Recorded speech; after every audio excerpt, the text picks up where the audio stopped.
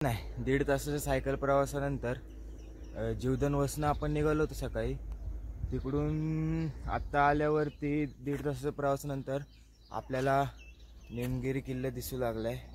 मस्त असा 2 डोंगरांनी जुळलेला हा निमगिरी किल्ला. आपला रूट काढताना थोडा चुकीचा निघाला. आजोबा आजी आहेत त्यांच्यासोबत बसलो होतो.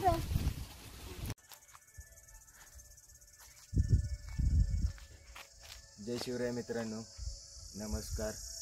आपल्या तिसऱ्या ब्लॉगमध्ये व तिसऱ्या दिवसाच्या प्रवासामध्ये तुमचं स्वागत. आजचा आपला टप्पा आहे किल्ले जीवधन ते निमगिरी.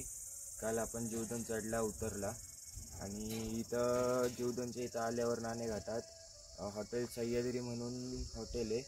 इथं आपल्या दादांनी आपल्याला जेवण वगैरे दिलं, राहण्याची सोय केली, आता नाश्ता पण दिला दादांनी. दादांना धन्यवाद. जय शिवराय. नक्की आला नाणेघाटात तर दादांना भेट द्या, दादांच्या हॉटेलला भेट द्या.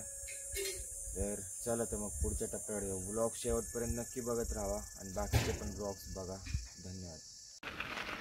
नाणेघाटातील मस्त असा हा रोड आणि सकाळ आपण निघालो आता निमगिरी किल्ल्यावर.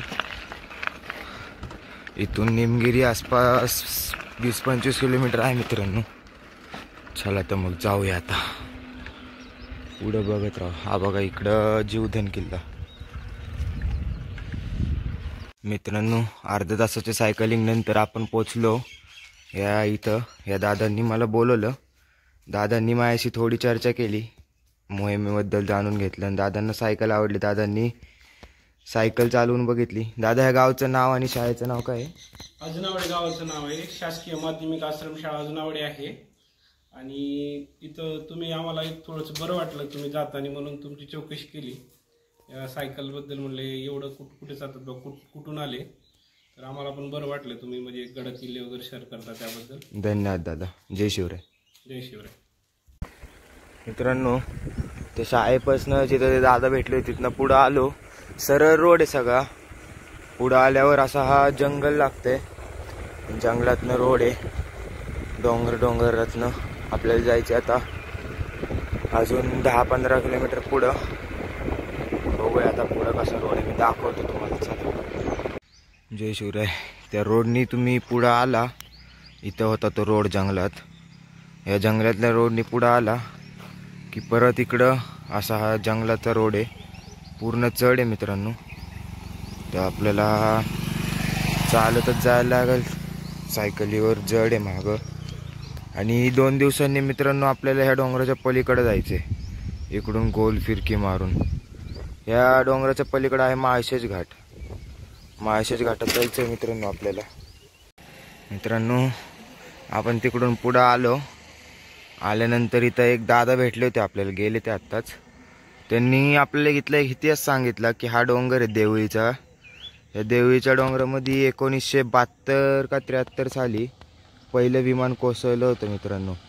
आणि हाच तो डोंगर आहे. आणि आपल्या डोंगराच्या पलीकडे जायचं निमगिरीसाठी. या डोंगराचं वैशिष्ट्य म्हणजे ते प्लेन जेव्हा कोसळलं तेव्हा जीवितहानी पण झाली ती बहुतेक. चला तर मग जाऊया आता पुढं. मित्रांनो, 1.5 तासाच्या सायकल प्रवासानंतर जीवधन वसनं आपण निघालो होतो सकाळी. तिकडून आत्ता आल्यावरती 1.5 तासाच्या प्रवासानंतर आपल्याला निमगिरी किल्ला दिसू लागलाय. मस्त असा 2 डोंगरांनी जुळलेला हा निमगिरी किल्ला. आणि आपल्याला आता जायचं निमगिरीपाशी. अजून इथनं 2 किलोमीटर आहे. चला तर मग जाऊया निमगिरीला. मित्रांनो, मगाशी तिकडून आलो तेव्हा तुम्हाला दाखवलं मी तिकडं किल्ला आहे. आणि इथं 2 फाटे फुटतात. इकडून जायचं आपल्याला वर. आणि हा जो रोड जातो तो जातो हाडसरकडं. इथं आपल्याला आजोबा भेटले. आजोबांनी आपल्याला रोडची वगैरे माहिती दिली सगळी. आजोबा बोलले वर इकडून गावात जायचं आणि तिथून वर जायचं. खिंडीतनं वर रोड आहे. जाऊया चला. मित्रांनो, आपला रूट काढताना थोडा चुकीचा निघाला आणि आपण मगाशी तिकडून जीवधनवरनं आलो. आणि इथं आल्यावर आपल्याला आजोबा भेटले. आजोबांनी सांगितलं आपल्याला बरोबर रोड, पण मी वर गेलो निमगिरी किल्ल्याच्या इथं. तिथं केल्यावरती मला 2 भावासारखे दादा भेटले.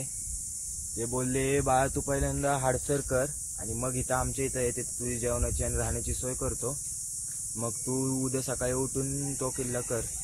मग मित्रांनो मी जीवधनकडनं येताना तुम्हाला सांगत आलोय की निमगिरीला चाललोय, पण आता पहिलं आपण चाललोय हाडसरला.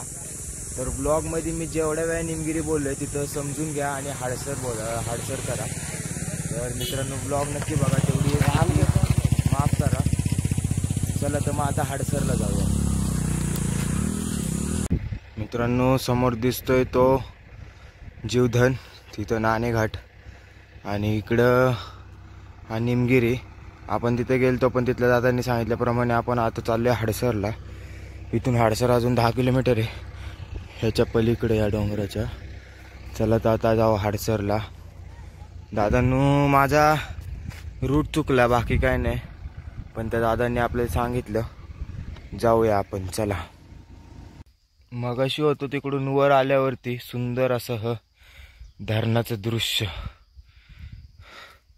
माणिकडोह धरण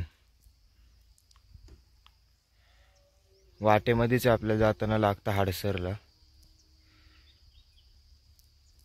मित्रांनो त्या धरणाच्या पॉईंटपासून पुढं आला की दिसू लागतो आपला हाडसर आणि तिथंच आपल्याला जायचं आहे. तो समोरचा आहे हाडसर किल्ला. चला जाऊया आता, डायरेक्ट पायथ्याशी भेटू. मित्रांनो मी आता आहे हाडसरच्या पायथ्याशी आणि हाडसरच्या पायथ्याला आल्यावर पेटेवाडी म्हणून आपल्याला एक बारकसं गाव लागतं. इथं नाश्त्याची वगैरे सोय आहे आणि तिथून मग आपल्याला वर जायचं आहे. तर मित्रांनो हा माझा प्रवासाचा व्लॉग आहे. किल्ल्याचा व्लॉग दुसरा येईलच, तर किल्ल्याचा व्लॉग पण बघा आणि हा पण बघत राहा. संध्याकाळपर्यंतची माहिती याच्यात मी देतोच. चला तर मग आता किल्ल्याच्या प्रवासाला सुरुवात करूया. मित्रांनो आत्ता वाजलेत संध्याकाळचे 4:30 आणि मी हाडसर किल्ला करून खाली आलोय आणि आता चाललोय निमगिरीकडे. तर पहिला आपला निमगिरी होता पण आपला रूट चुकल्यामुळे आपण हाडसर केला. आता चाललोय निमगिरीकडे.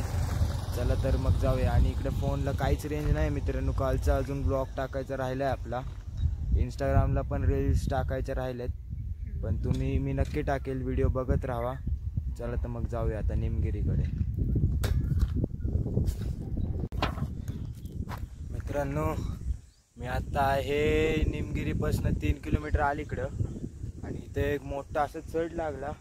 अक्षरशः मित्रांनो चढ भिजलाय घामाने, पण झुकायचं नाही. चला तर आता निमगिरीला जाऊया.